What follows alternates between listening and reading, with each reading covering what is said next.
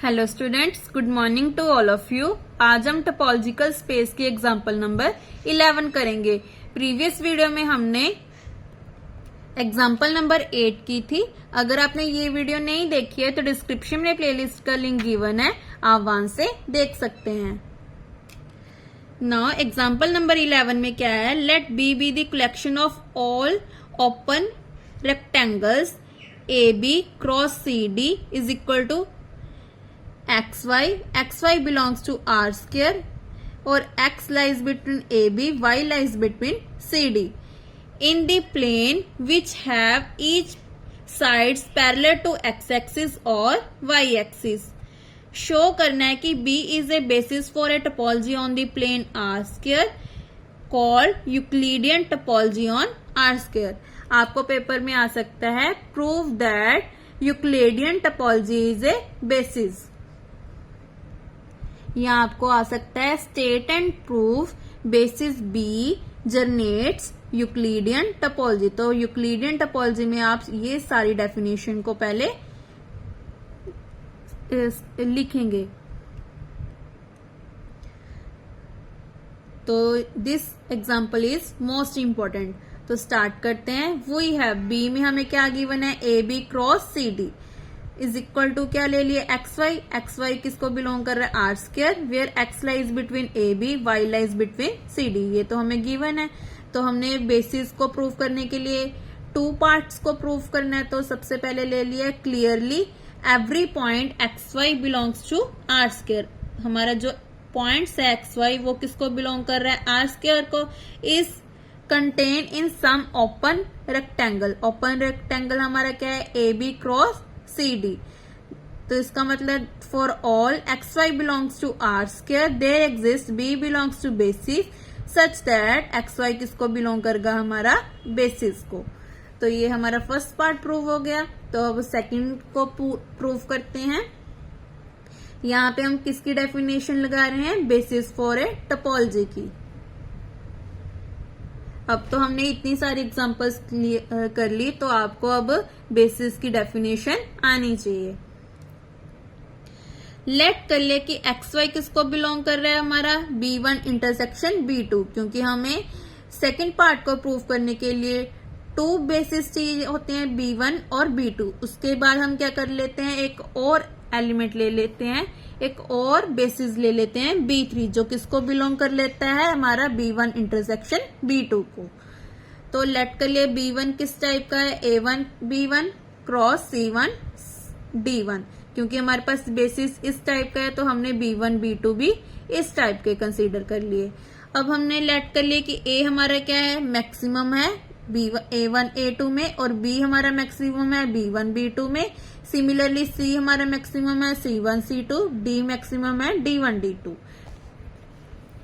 उसके बाद हमने क्या किया, यहाँ पे हमने डायग्राम कंसीडर की। डायग्राम में देखो क्या लिया हमने, A1 A2 B1 B2। ये हमारी क्या है, Y एक्सिस में हमारा क्या है, C और D, मतलब C1 C2 D1 D2। तो इसको हमने बनाया डायग्राम में।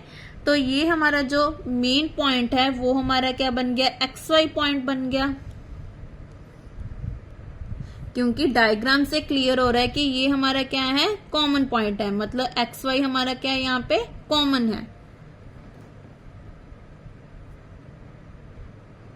क्योंकि हमने A क्या लेना है, मैक्सिमम। मैक्सिमम तो हमारा यहीं पे आ रहा है, A मैक्सिमम B मिनिमम।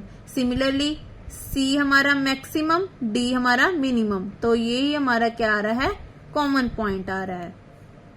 ये देखो यहाँ पे ऐसे लिखा है, A हमने क्या लेना है, मैक्सिमम, तो मैक्सिमम ऊपर, B हमने मिनिमम लेना है तो अंदर, C हमने फिर से मैक्सिमम लेना है तो मैक्सिमम इधर, D हमने मिनिमम लेना है तो नीचे की तरफ। तो इसका मतलब ये हमारा क्या आ गया, कॉमन पॉइंट आ गया। सॉरी मैंने यहाँ पे पहले मैक्सिमम बोल दिया था, तो ये दोनों मिनिमम है।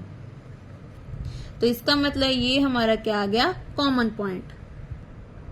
सो यहाँ पे क्या लिख दिया, then there exist B is equal to B A B cross C D belongs to B such that x Y belongs to B is subset of B1 intersection B2। यही हमारी क्या है, बेसिस की डेफिनेशन है।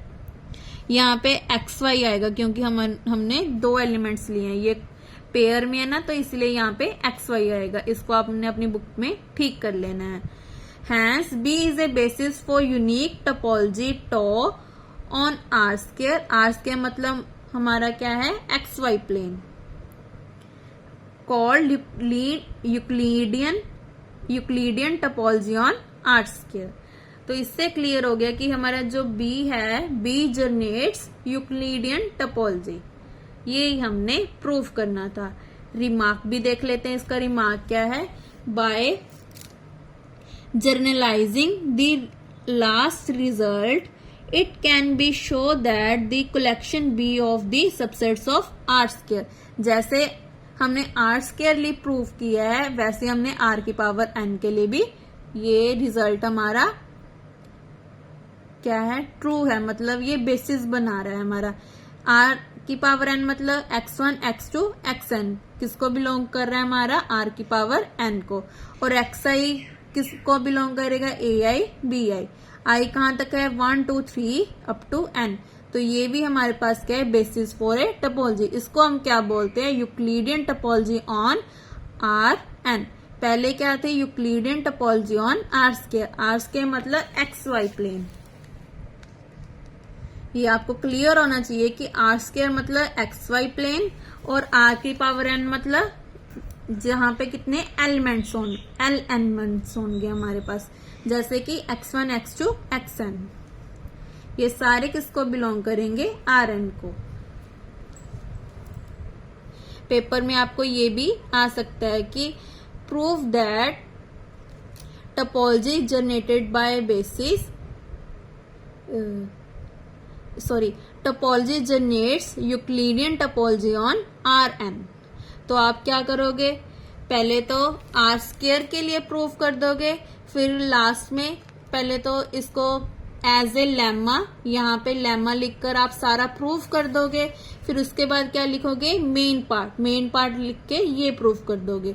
तो इससे clear हो जाएगा कि टोपोलॉजी हमारा जनरेट कर देगा यूक्लिडियन टोपोलॉजी ऑन Rn को। तो पेपर में आपको ये भी आ सकता है। So this example is most important. Now जो एग्जाम्पल नंबर 12 है, ये भी बहुत इजी है और ये पेपर में 6 मार्क्स में आई है। ये भी आपका होमवर्क है। नेक्स्ट वीडियो में हम थ्योरम नंबर 3 करेंगे। ये भी बहुत इंपॉर्टेंट थ्योरम है। ये पंजाब यूनिवर्सिटी में 2-3 टाइम्स आई है, जो 4 या 5 मार्क्स में आई हुई है। तो नेक्स्ट वीडियो में हम थ्योरम नंबर 3 करेंगे। Thank you.